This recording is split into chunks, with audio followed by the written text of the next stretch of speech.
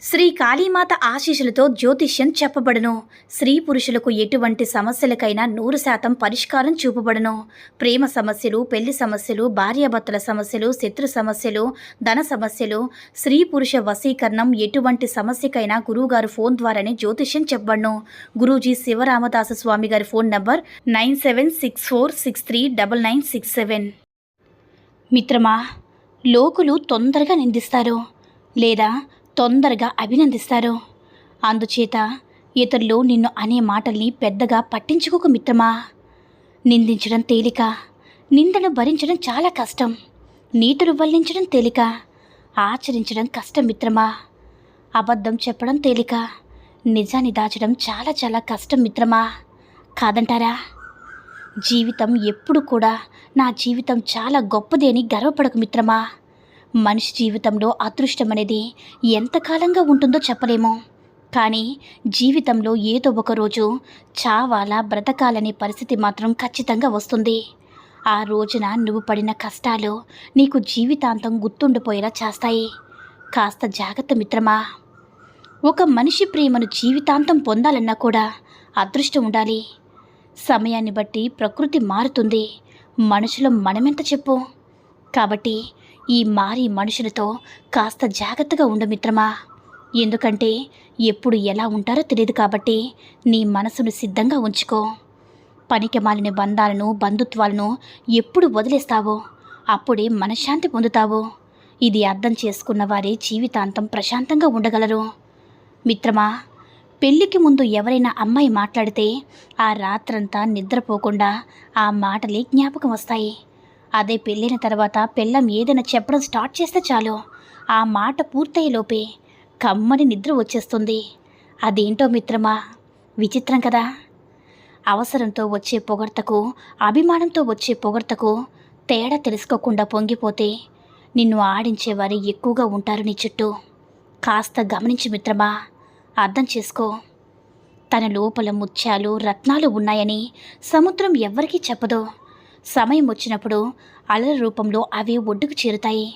అలాగే మీరు మంచోళ్ళు, గొప్పోళ్ళని ఎవ్వరికీ నిరూపించుకోవాల్సిన అవసరం లేదు మిత్రమా. సందర్భాన్ని బట్టి అదే బయటపడుతుంది. మిత్రమా, తల్లిదండ్రుల నీడలో ఉన్నంతకాలం తెలియదు బాధ్యతలంటే ఏమిటో అని. చదువు అయిపోయేదాకా తెలియదు సమాజం అంటే ఏమిటో అని. కష్టం లోతు తెలిసేదాకా తెలియదు జీవితం అంటే ఏంటో అని. అవునా మిత్రమా? వేరొకరితో శారీరక సంబంధాన్ని కొనసాగిస్తూ పెళ్లి బంధానికి సిద్ధం కాకండి. పెళ్లి బంధాన్ని కొనసాగిస్తూ అక్రమ సంబంధం పెట్టుకోకండి. మీదెలాగో తెగించే మనస్తత్వమే. ఒకరు కాకపోతే ఇంకొకరు మధ్యలో నలిగిపోయేది పిల్లలే మిత్రమా. అమ్మా నాన్నల మధ్య ఏం జరుగుతుందో తెలియక, వాళ్ళు ఎవరి దగ్గర ఉంటున్నారో, ఎందుకు ఉంటున్నారో అర్థం కాక ఎంతగానో బాధపడుతూ ఉంటారు. మిత్రమా, పిల్లలకు ఆస్తిని బహుమతిగా ఇవ్వకండి. పిల్లలు మేధావులైతే మీ ఆస్తి మాకెందుకు అంటారు. పిల్లలు వెధవులైతే మీ ఆస్తిని తగలేస్తారు. అందుకే మీ పిల్లలకి చదువును ఆస్తిగా ఇవ్వండి, సంస్కారాన్ని బహుమతిగా ఇవ్వండి మిత్రమా. అర్థమైందనుకుంటా. మిత్రమా, నలుగురు ఏమనుకుంటారో నీకు అనవసరం. ఎదుటి వారి మాటలు పట్టించుకుని బాధపడుతూ నీ సమయాన్ని వృధా చేసుకోకు. నీకు తోచింది మంచేదో చేసేసేయ్. నువ్వేంటో నీకు తెలుసు కదా. ప్రతి ఒక్కరి దగ్గర నిరూపించుకోవాల్సిన అవసరం కూడా లేదు మిత్రమా. కాదంటారా? మాటలే కదా అని తీరిగ్గా తీసిపారేయకండి. ఎందుకంటే మాటలే మనుషుల మధ్య ఉన్న దూరాన్ని దగ్గర చేయగలవు, అదే దగ్గరను దూరము చేయగలవు. మాటలే మనుషుల జీవితంలో అమృతాన్ని నింపనూగలవు, విషాన్ని చిందించగలవు. అందుకే మాట మాట్లాడేటప్పుడు జర జాగ్రత్త మిత్రమా. మనం ఎంత ఇష్టపడినా ఎదుటివారికి అది అర్థం కానప్పుడు వాళ్ళ కోసం ఆరాటపడడం సమయం వృధా మిత్రమా. ఎందుకంటే వాళ్ళు మనకి కావాలి, కానీ వాళ్ళకి మరెవరూ కావాలి కాబట్టి. అర్థమైందనుకుంటా. మిత్రమా, కాలం కలిసి రాకపోతే అవసరం లేని విషయాలు కూడా మాట పడాల్సి వస్తుంది. ఈ రోజుల్లో మాట కన్నా మౌనం మేలు మిత్రమా. స్వచ్ఛమైన మనసున్న వాళ్ళు అన్ని విషయాలు చెప్పేస్తారు. మనసులో ఏదీ దాచుకోలేరు. వాళ్ళకు ప్రేమించడం తప్ప నటించడం రాదు. వాళ్ళ కోపం క్షణకాలం మాత్రమే మిత్రమా. వాళ్ళ ప్రేమ మాత్రం జీవితకాలమని తెలుసుకో మిత్రమా. బంగారు పళ్ళెంలో తిన్నా బువ్వ బువ్వే, అరిటాకులో తిన్నా బువ్వు పువ్వే. స్థానం ముఖ్యం కాదు, ఆకలి తీరిందా లేదా అనేది ముఖ్యం. అలాగే అందంగా ఉన్నామా లేదా అనేది ముఖ్యం కాదు, అందమైన మనసు ఉందా లేదనేదే ముఖ్యం మిత్రమా. భార్య మనసులోని బాధను భర్తకి చెప్పుకుంటూ కాస్త ఉపశమనం ఉంటుందని అనుకుంటుంది. కానీ భార్య బాధకు భర్తే కారణమైతే మరి ఎవరికి చెప్పుకుంటుంది మిత్రమా? తనలో తానే కుమిలిపోవడం తప్ప.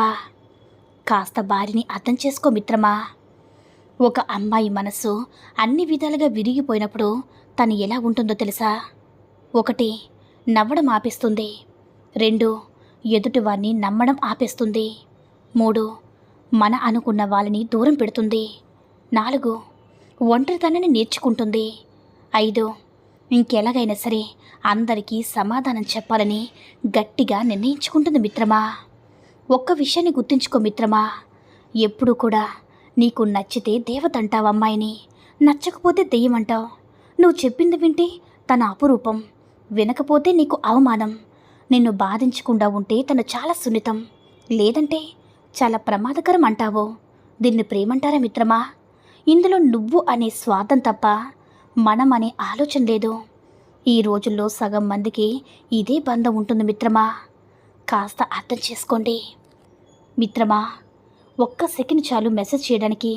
కానీ మెసేజ్ చేయాలంటే వాళ్ళకి మనం గుర్తైనా ఉండాలి కదా, లేదా వాళ్ళ ఆలోచనలైనా మనం ఉండాలి. ఈ రెండూ లేకపోతే మనం ఎంత ఎదురు చూసినా వృధాయే కదా. అవునా మిత్రమా? ఒకవైపు నీకొక సమస్య ఉందని చెప్పుకుంటే నిన్ను చిన్న చూపు చూస్తూ నీ బలహీనతను ఆధారంగా చేసుకొని నిన్ను వాడుకోవాలనే మనుషులున్న సమాజం మనది మిత్రమా. రెండో వైపు మంచితనంతో సహాయం చేస్తే సమస్య తీరాక చేసిన సహాయాన్ని చిన్నదిగా చూసే మనసులున్న సమాజం మనది. కాబట్టి చాలా జాగ్రత్తగా ఎవరు ఎలాంటి వారో తెలుసుకొని మసులుకో మిత్రమా. ఒక్క విషయాన్ని గుర్తుంచుకో మిత్రమా, మనిషి చూపించే అద్దం కన్నా మనసును చూపించే అద్దం ఉంటే ఎంతో బాగుండేది.